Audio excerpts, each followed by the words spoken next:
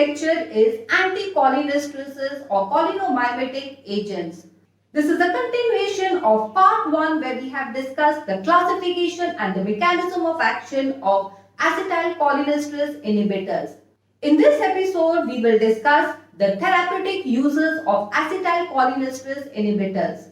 To name some of the drugs that belong to this group are physostigmine, neostigmine, pyridostigmine and so on.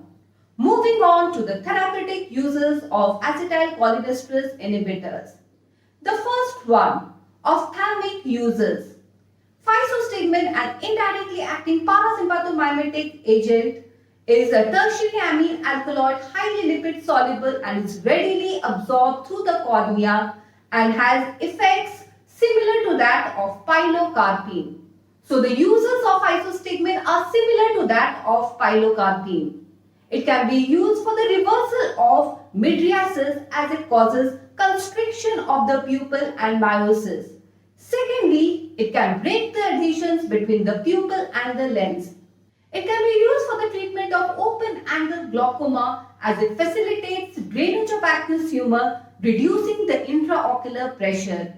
Although physostigmine is more potent than that of pilocarpine, it is rarely used. This is because it can readily penetrate the blood-brain barrier as it is lipid soluble and can cause CNS toxicity. Therefore, the use of physostigmine has now become obsolete.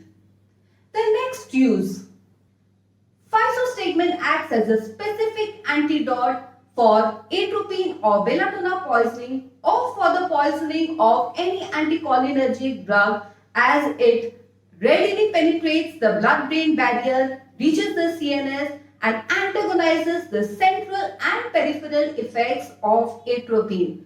Therefore, it is a drug of choice for the treatment of atropine or belladonna poisoning. The third use. These drugs can be used for the treatment of myasthenia gravis. Myasthenia gravis is an autoimmune neuromuscular disease that leads to weakness and fatigue of skeletal muscles. The smaller muscles responsible for fine movements, for example the eye muscles, are affected first, while the larger muscles are affected later. The signs and symptoms are eye muscle weakness. This is indicated by ptosis or drooping of the eyelids, blurring vision, diplopia, early eye weakness as the day progresses or the activity increases. The eye muscles become fatigued, so it is difficult to work for long hours on the computer. Secondly, bulbar muscle weakness, which causes difficulty in speaking, chewing and swallowing. Thirdly, proximal limb weakness. So initially the proximal limb weakness develops, which later becomes generalized. So the person experiences difficulty in brushing hair, climbing staircase and so on. Myasthenic crisis, respiratory muscle weakness can develop, leading to respiratory failure. On clinical examination, the deep tendon reflexes are not affected. There is no sensory impairment or impairment in neurologic function. So next, what is the pathophysiology of myasthenia gravis? Before understanding the pathophysiology of myasthenia gravis, it is important to understand how skeletal muscle contraction occurs. Before we move on to the pathophysiology of myasthenia gravis, it is important to understand how normal skeletal muscle contraction occurs. The neuromuscular junction consists of a synapse between a motor neuron and the muscle end plate or the postsynaptic membrane of the muscle plate. So, the motor neuron synapses with the postsynaptic membrane of the muscle end plate. On the arrival of action potential, acetylcholine, a neurotransmitter, is released into the synaptic space. Acetylcholine then diffuses to the postsynaptic membrane and binds to the nicotinic receptors or NM receptors, which are linked to sodium channels. The opening of sodium channels allows the entry of sodium ions, causing depolarization and generation of end plate potential. When the end plate potential reaches the threshold value, the action potential is generated, which leads to skeletal muscle contraction. So what happens in myasthenia gravis? Myasthenia gravis is an autoimmune disorder where antibodies are directed against acetylcholine receptors, decreasing the number of receptors on the surface of the postsynaptic membrane, thus decreasing the generation of end plate potential, which fails to generate action potential, and the muscle contraction weakens. So due to decreased efficiency of the neuromuscular junction, the muscle contraction decreases. This leads to weakness and fatigue of skeletal muscles. So what is the therapeutic objective in myasthenia gravis? The therapeutic objective is to firstly increase or maximize the acetylcholine activity at the neuromuscular junction. Increased concentration of acetylcholine and increasing the interaction of acetylcholine with the limited number of receptors that are present in the neuromuscular junction can increase the power and the strength of muscle contraction and increases the efficiency of the neuromuscular junction.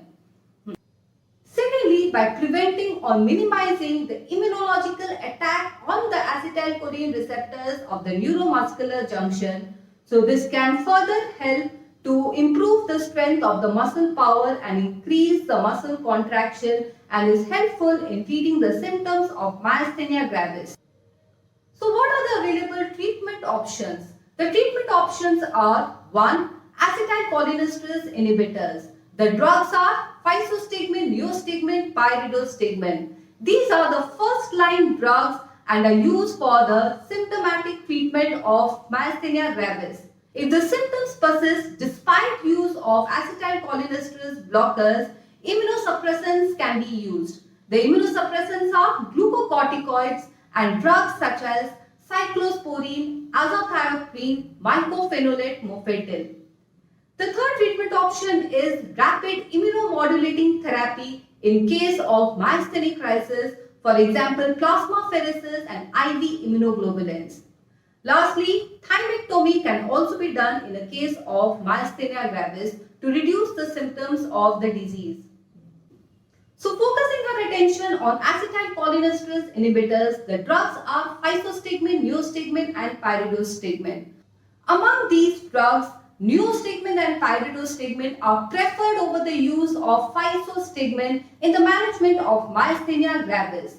So why are these preferred drugs over physostigmine? Physostigmine is a tertiary amine alkaloid, highly lipid soluble, rapidly crosses the blood-brain barrier and causes CNS toxicity. Therefore, physostigmine is avoided in the management of myasthenia gravis, and neostigmine and pyridostigmine are preferred drugs as they have maximum activity at the neuromuscular junction and produce improvement in the muscle strength and muscle power and have a long duration of action. So how do acetylcholinesterase inhibitors act? These drugs inhibit acetylcholinesterase enzyme, which is responsible for hydrolysis of acetylcholine to acetyl coenzyme A and choline. So by inhibiting the enzyme acetylcholinesterases, acetylcholine concentration increases, and this increases the interaction with the limited number of receptors, thus improving the strength of the muscle contraction or the muscle power. However, caution is necessary because excessive use of these drugs can lead to increased cholinergic activity and further muscle weakness and paralysis because of cholinergic crisis. So cholinergic crisis is due to excessive stimulation of the neuromuscular junction, excessive use of the drugs, and this manifests as muscle weakness. So both myasthenic crisis and cholinergic crisis manifest as muscle weakness, which is clinically indistinguishable. So how do we differentiate myasthenic crisis from cholinergic crisis? There is a test known as Tensilon test which can differentiate myasthenic crisis from cholinergic crisis. Edrophonium and acetylcholinesterase inhibitors can be used to differentiate myasthenic crisis from cholinergic crisis.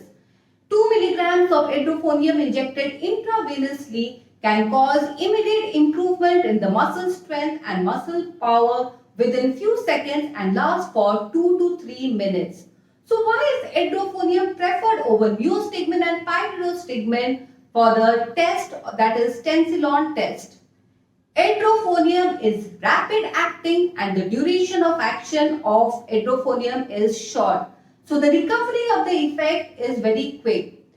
Because neostigmine and pyridostigmine are long-acting drugs, the effect of the drug at the neuromuscular junction would last for a longer period, resulting in negative consequences and complications. If treatment is inadequate with acetylcholinesterase inhibitors, immunosuppressants such as glucocorticoids and drugs such as azathioprine, cyclosporine and mycophenolate mofetil can be used. Glucocorticoids can cause rapid improvement in the symptoms, but the side effects pose challenges in clinical use. Long-term use of glucocorticoids can cause diabetes, hypertension, weight gain, eye diseases such as cataract, glaucoma, and neuropsychiatric disturbances. Therefore, the use of glucocorticoids is discouraged for prolonged treatment. If the side effects are unbearable, drugs such as azathioprine, cyclosporine, mycophenolate mofetil can be used. In myasthenic crisis, rapid immunomodulating therapy such as plasmapheresis and IV immunoglobulins can be used. Thymectomy can be performed in myasthenia gravis and this is helpful in reducing the symptoms of myasthenia gravis. The next use of acetylcholinesterase inhibitor. Post-operative paralytic illness and atony of urinary bladder. This can be relieved by giving 0.5 to 1 mg of subcutaneous dose of neostigmine. The next use is post-operative decurarization or in the treatment of curare poisoning due to cobra bite. Neostigmine or edrophonium given along with atropine reverses the flaccid paralysis induced by tubocurarine during anesthesia. This brings us to the end of the topic. These are my references.